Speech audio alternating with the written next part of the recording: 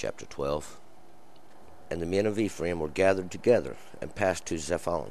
And they said unto Jephthah, Wherefore did you pass over to fight against the children of Ammon, and did not call us to go with you?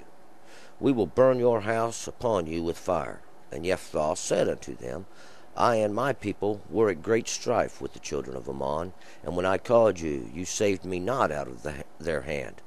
And when I saw that you saved me not, I put my life in my hand, and passed over against the children of Ammon, and the Lord delivered them into my hand. Wherefore then are you come up unto me this day to fight against me? Then Jephthah gathered together all the men of Gilead, and fought with Ephraim. And the men of Gilead smote Ephraim, because they said, You are fugitives of Ephraim, you Gileadites, in the midst of Ephraim, and in the midst of Manasseh. And the Gileadites took the fords of the Jordan against the Ephraimites. And it was so, that when any of the fugitives of Ephraim said, Let me go over, the men of Gilead said unto him, Are you an Ephraimite? And if he said, Nay, then said they unto him, Say now Shibboleth. And he said, Sibboleth, for he could not frame to pronounce it right. Then they laid hold on him, and slew him at the fords of the Jordan. And there fell at that time of Ephraim 42,000. And Jephthah judged Israel for 6 years. Then died Jephthah the Gileadite, and was buried in one of the cities of Gilead. And after him Ibzan of Bethlehem judged Israel, and he had 30 sons, and 30 daughters he brought in from abroad for his sons. And he judged Israel 7 years. And Ibzan died, and was buried at Bethlehem. And after him Elon the Zebulunite judged Israel, and he judged Israel for 10 years. And Elon the Zebulunite died, and was buried in Ajalon, in the land of Zebulun. And after him Abdon the son of Hillel the Parathonite judged Israel, and he had 40 sons, and 30 sons that rode on 60 ass colts. And he judged Israel 8 years. And Abdon the son of Hillel the Parathonite died, and was buried in Parathon, in the land of Ephraim, in the hill country of the Amalekites. Okay, let's go back up here to verse 1. And as we see, we're picking up from the last chapter where Jephthah, this one who opens, has finished his escapade, and he has now come, and he has come back home, and the men of Ephraim are gathered together, and they've come out against him in verse 1. And the men of Ephraim were gathered together, and passed to Zephon. And they said unto Jephthah, Wherefore, or why did you pass over to fight against the children of Ammon, and did not call us to go with you? We will burn your house upon you with fire. So we see the men of Ephraim here, these double-fruited, these that have two teachings, two different understandings, have went to Zephon, and this is where the treasures are stored, and this is the place where Zephon or Jephthah lives. He has went home, and they've come to Zephon, to these places where the treasures are stored up, and they've asked Jephthah, Why did you go over and fight against these Ammon, the children of darkness, and didn't call us to come with you? Now we're going to burn your house with fire.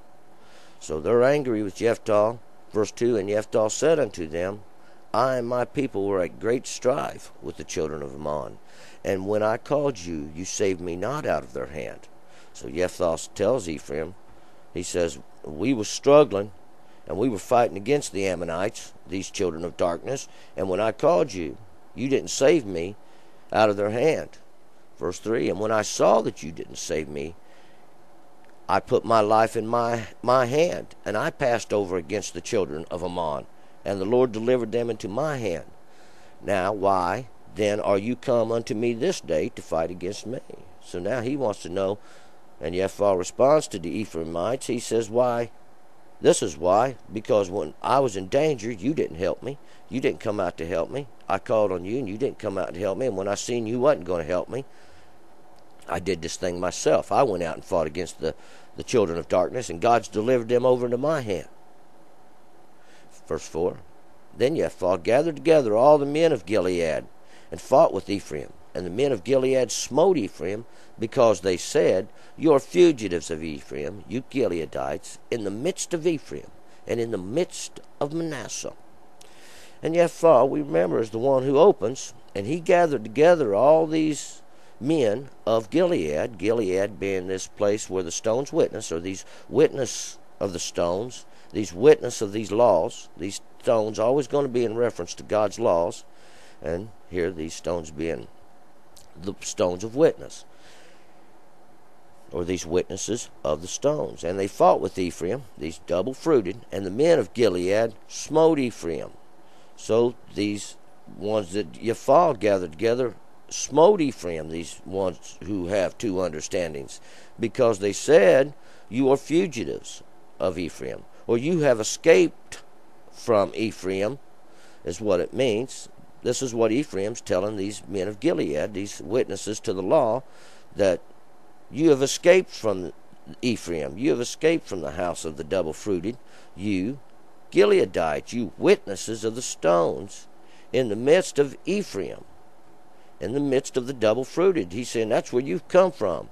And in the midst of Manasseh, Manasseh means to cause to forget. So he's saying this is where you've come from, out of the midst of this. And the Gileadites took the fords of the Jordan, and the fords, once again, is this place where they would cross the Jordan. It would widen out, get a little shallow so men could cross there. And the Jordan, and they took these fords against the Ephraimites. And it was so that when any of the fugitives, these ones who escaped of Ephraim, said, Let me go over to the men of Gilead, said unto him, Art you an Ephraimite? And if he said, Nay, this is verse 5. So we'll find out that the Gileadites, these witnesses of the law, now have taken the fords of the Jordan, the crossings of the waters that descend. And the Jordan represents those truths coming down from God, these waters that descend against the Ephraimites, against the double-fruited. They took these waters, this truth coming down from God, and they cut the Ephraimites off so they couldn't cross. And if any one of the Ephraimites wanted to get across, the children of Gilead would make him say, verse 6, Then said they unto him, Say now Shibboleth. And he said, Sibboleth, for he could not frame to pronounce it right. Then they laid hold on him, and slew him at the fords of the Jordan. And there fell at that time of Ephraim 42,000. So we find out that here, Shibboleth, the Sibboleth would begin with the tongue in the T position to say Sibboleth. And the Shibboleth, when they couldn't, is sh sound. So they couldn't pronunciate it right, and basically all this means is it come down to their words. The words there at the crossing of the rivers, where the waters descend. There would be great conflict there between these witnesses of the law and these double-fruited, between the word. Verse, and here we're going to see this too. Here in verse 6, there is 42,000 of the Ephraimites fell. And here, what we're going to see is this numeric translation for 42,000 is going to be the probation of the witnesses is complete, because this is going to be the sign and of the weakness of men, how they've once again went and gathered a man to come save them from these children of darkness. Instead of going to God and being obedient to God's laws, we find they was doing, until they went and searched out and found this man of maybe not so good a reputation. He was hanging out with vain men, even though he resided in the city of Tov, in the city of good. He was hanging out with these vain fellows. Verse 7, And Jephthah judged Israel for 6 years. Then died Jephthah, the Gileadite, and was buried in one of the cities of Gilead. And we would find out this is where they buried Jephthah, the one who opened, in Gilead, this place where they witness, these witness of stones. And he judged Israel for 6 years. And 6 years is the sign of the weakness, a sign of weakness. This is 6 days shalt thou do thy work, and this is the labor in which thou shalt labor. Right here, seeking men out to save you instead of depending on God. He is your salvation. No man will ever save you. God alone is your salvation, and it comes through the obedience of his law. Verse 8, and after him was Ibzan of Bethlehem, and he judged Israel. And Ibzan means the whiteness, and Bethlehem is the house of bread. And we'll find out, though, that Ibzan, his whiteness, come from boils and these festering sores. And even this bread that we're talking about here is the bread of war. And he had 30 sons and 30 daughters, and he sent abroad the 30 daughters he brought in for his sons, and he judged Israel for 7 years. And this 7 years is complete. It means Father's perfection, is what it means. God's perfect.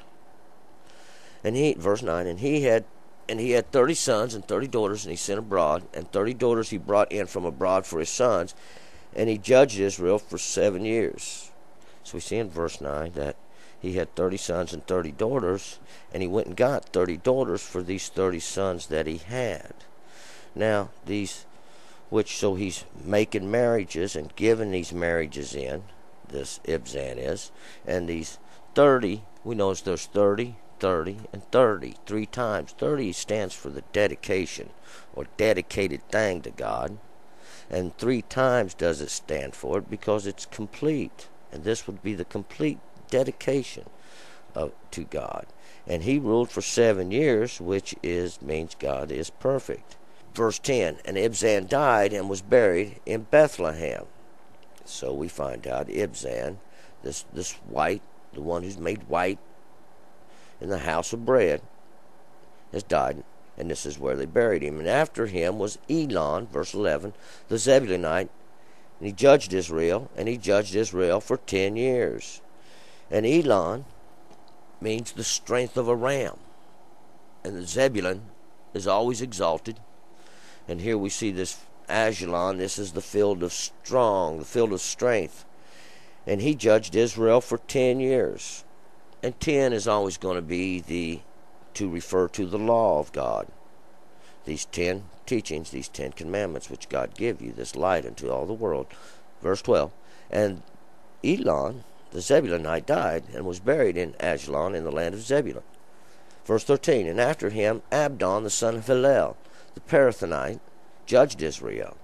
And here verse 13, Abdon means the servant. And he was the son of Hillel, and this means to shine. The Parathonite means princely, or this one having long hair, or acting as a leader. Verse 14, and he had 40 sons, and 30 sons that rode on 60 ass coats, and judged Israel 8 years. So we'll find out here, this 40 sons, once again it says probation, 30 is the dedication, and he had 30 grandsons, is what this really means here. He had 40 sons and 30 grandsons, and they rode on 60 ass coats, and he judged Israel for 8 years. 8 is a new beginning. 8 is a new beginning. And we're going to notice here he had these 40 sons and 30 sons that rode upon 70 ass coats. So he had made them leaders. They were leaders. And this 60, or 3 times 20, is the dedication, and the 20 is redemption. So we see 320, the complete redemption of the law. The law is the complete redemption here to a new beginning. And this is what the numbers would translate in this verse. The Abdon is this servant which would shine forth, the princely one, who would complete this judgment, this dedicated thing, that we could have a new beginning. And this would be verse 14. Verse 15, and Abdon the son of Hillel the Parathonite died, and was buried in Parathon, in the land of Ephraim, in the hill country of the Amalekites. And this would be where they buried Abdon, the servant who would shine forth, this princely one. They would bury him there in the land of the double-fruited, in the hill country of the Amalekites. And Amalekites means valley dwellers, these low places, these even low places in the flesh. All right, we're going to move on to chapter 13.